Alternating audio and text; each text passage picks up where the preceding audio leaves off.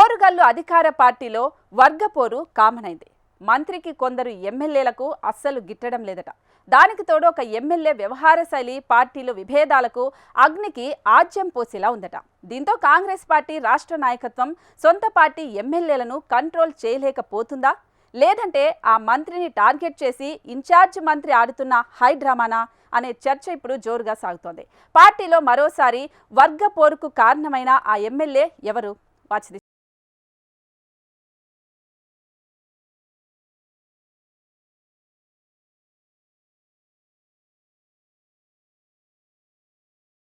అధికార పార్టీ నేతల తీరు తరచూ వివాదాస్పదమవుతోంది. కాంగ్రెస్ పార్టీలో అంతర్గత ప్రజాస్వామ్యం ఎక్కువంటారు. కానీ వరంగల్ ఉమ్మడి జిల్లాలో అంతకు మించి అన్నచందంగా నేతల వ్యవహార శైలి ఉంది. ఒకరి నియోజకవర్గంలో ఒకరు తలదూరుస్తూ కయ్యానికి కాలుదూవుతున్నారు. మంత్రులంటే ఎమ్మెల్యేలకు గిట్టదు, ఎమ్మెల్యేలంటే మంత్రులకు పడదు. పైకి కలిసినట్టే ఉన్న లోలోపల మాత్రం రగిలిపోతున్నారట. ఇటీవల జరిగిన కొన్ని సంఘటనలు పార్టీలోని అంతర్గత వర్గపోరును పొడచూపుతోంది.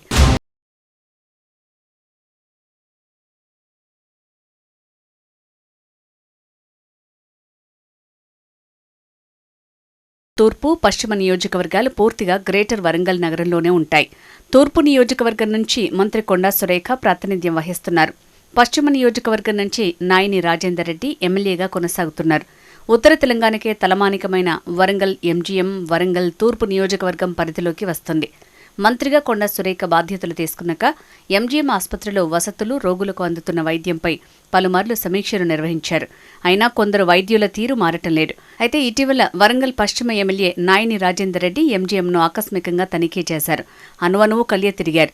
ఎంజీఎం సూపరింటెండెంట్కు స్ట్రైట్గా వార్నింగ్ కూడా ఇచ్చారు. ఉంటే ఉండండి, లేదంటే రాజీనామా చేసి వెళ్లండి అంటూ వార్నింగ్ ఇచ్చారు. ఎమ్మెల్యే నాయనితో పాటు ఎమ్మెల్సీ బస్వరాజు సారయ్య, కుడా చైర్మన్ ఇనగాల వెంకట్రామిరెడ్డి సైతం ఎమ్మెల్యేతో ఉన్నారు. ఇదే తాజా వర్గపోరుకు కారణమైంది.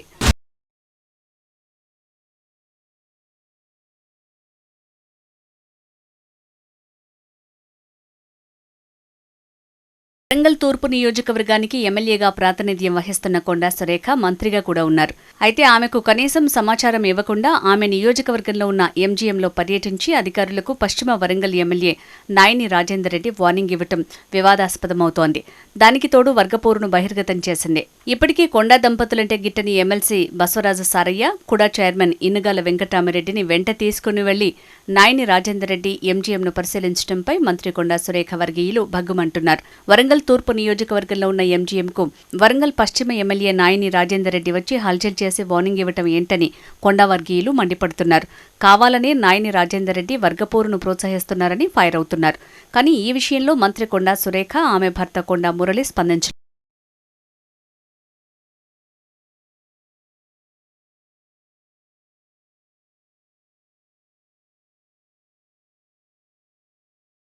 వరంగల్ మున్సిపల్ కార్పొరేషన్కు చెందిన 20వ డివిజన్ కార్పొరేటర్ గుండేటి నరేందర్పై అత్యాచార యత్నం కేసు నమోదైంది.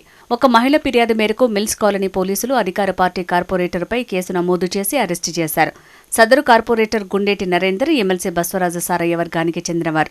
అయితే ఎమ్మెల్సీ బస్వరాజు సారయ్యకు మంత్రి కొండా వర్గీయులకు పడకపోవడంతో మంత్రి సురేఖ, ఆమె భర్త కొండా మురళి ఆదేశాల మేరకే కార్పొరేటర్ గుండేటి నరేందర్పై కేసు నమోదు చేశారని బస్వరాజు వర్గం ఆరోపించింది. అదే రోజు వరంగల్ పర్యటనకు వచ్చిన సీఎం సలహాదారు వేం నరేందర్ రెడ్డికి ఫిర్యాదు కూడా చేశారు.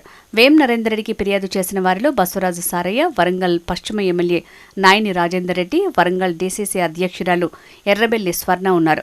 తర్వాత ఏం జరిగిందో తెలియదు. కార్పొరేటర్ నరేందర్ విడుదలయ్యారు. కేసు కూడా పక్కకు పోయింది. తర్వాత వేరే కారణాలు చూపుతూ అధికార పార్టీ కార్పొరేటర్ను అరెస్టు చేసిన మిల్స్ కాలనీ సీఐపై వేటు వేశారు. ఆయనే సస్పెండ్ చేస్తూ వరంగల్ సిపి ఉత్తర్వులు జారీ చేశారు. ఈ విషయంలోనూ కొండా దంపతులు మౌనంగానే ఉన్నారు.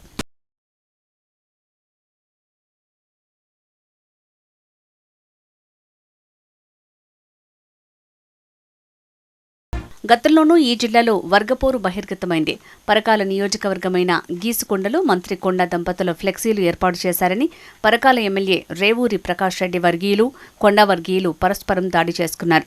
తమ వర్గీయులపై అకారణంగా ప్రకాష్ రెడ్డి వర్గీయులు దాడి చేశారని గీసుకొండ పోలీస్ స్టేషన్కు వెళ్లిన మంత్రి కొండా సురేఖ సీఐ సీట్లో కూర్చుని పోలీసుకు వార్నింగ్ ఇవ్వటం అప్పట్లో వివాదాస్పదమైంది. పక్క నియోజకవర్గంపై మంత్రి పెత్తనం ఏంటని సొంత పార్టీకి చెందిన కొందరు ఎమ్మెల్యేలు అధిష్టానానికి ఫిర్యాదు కూడా చేశారు. అయితే అప్పుడు మంత్రిపై ఫిర్యాదు చేసిన వారిలో వరంగల్ పశ్చిమ ఎమ్మెల్యే నాయిని రాజేందర్ రెడ్డి కూడా ఉన్నారు. ఇప్పుడు మంత్రి నాయిని రాజేందర్ రెడ్డి ఏకంగా మంత్రి ప్రమేయం లేకుండా ఆమెకు ఏమాత్రం సమాచారం ఇవ్వకుండా ఆమె నియోజకవర్గంలోని ఎంజీఎం ఆసుపత్రిలో వైద్యులకు వార్నింగ్ ఇవ్వటం కాంగ్రెస్లో వర్గపోరును మరోసారి బహిర్గతం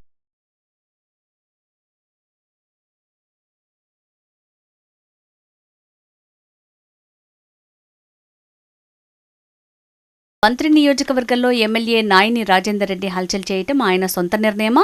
దీని వెనుక ఎవరైనా పెద్దలున్నారా అన్న ప్రశ్న ఉత్పన్నమవుతోంది.